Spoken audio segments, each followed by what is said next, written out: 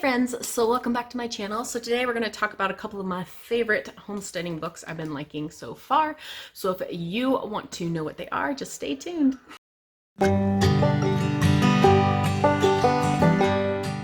Hey guys, welcome back to my channel, or welcome if you're new. My name's Holly with the Nestle Valley Farmhouse. I'm a homesteading, homeschooling, frugal living mama of 4 amazing kiddos. And so if those videos interest you, don't forget to subscribe and hit the notification bell so you can be caught up on all the new stuff happening over here. So today I have 3 books for you.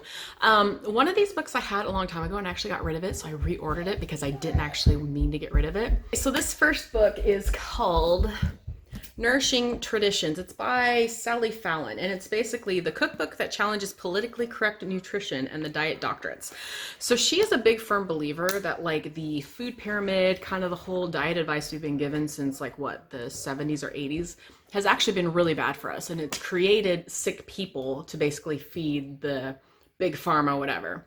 I don't necessarily agree with all of her political views, but I do feel like she has some really good information about like how to use food as like medicine and fuel, and just being able to do, like, she has all sorts of cool recipes in here. I actually see she's got tomato-free spaghetti sauce, and different things and different recipes, and like how to mix like certain foods together that make them better for you. She's a big proponent of like fermented foods like sauerkraut, and I think even pickled foods, and how it's really good for your body, like all those different types of foods. So I really enjoy this. I don't use it as much as I should, but I've been really kind of rediscovering some recipes in here, and I'm hoping to kind of get started and kind of do some more of these recipes, because it's all about like basically healing your body by a good balanced diet is kind of her main reasons. And she has a lot of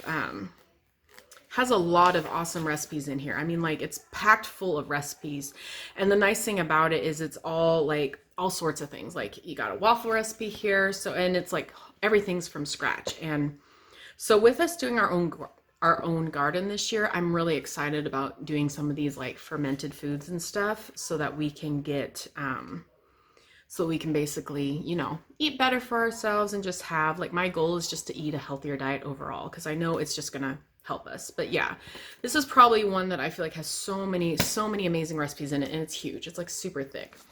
Lots of good information in here. And basically talks about, she's a big proponent of animal fat. She says fat is good for your body, and that is something that like we've been kind of trying to change our mindset, because a lot of the low fat stuff is basically what's making a lot of people sick. A lot of sugar. So we've been trying to cut out the sugar too. So this is one, and I will leave link below all these.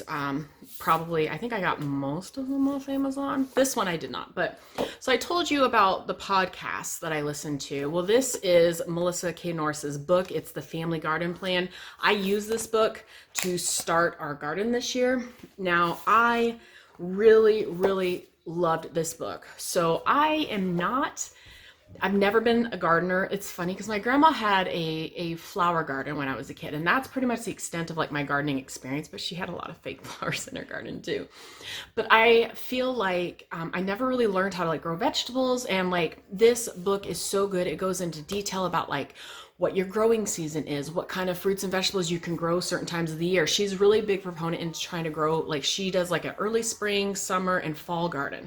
So I'm not sure I'm going to be able to do that this year because we kind of got started a little bit later, but I'm hoping to kind of use her advice and basically try to do a garden basically 3 of the seasons. And I love it because it's got like these lots of full pictures, like just gorgeous pictures, and it's very informative, very comprehensive, and it has these nice charts that kind of gives you an idea of like harvest tips, you know, your fresh volume, how much you normally get when you can it.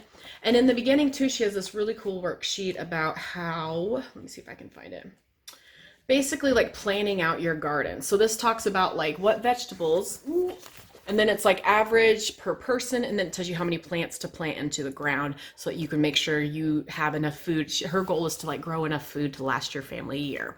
Now, we're probably not going to get that far, but I like that we're working towards that. And then she has like these worksheets in here so you can like fill out kind of what you want to add to your garden and kind of calculate how many of what plants you need to add. So it's a great book. I think it was around $20, so not too expensive. Yeah, so like here's to kind of show you how many Like, how much do you normally eat? What does your family normally eat? And kind of how many plants and whatever you need to plant. So this is an amazing comprehensive guide for people who are like me, completely new at gardening. I had no idea how to even get started. I mean, I'd heard about growing seasons and stuff like that, but I never actually like did the research to figure out like how it all works. And she even talks about like the type of soil you have, the type of exposure you have, like where your garden sits on your property might depend what, you know, you should grow in what areas. Very, very informative. So I really, really like this book for any newbie trying to figure out how to start gardening.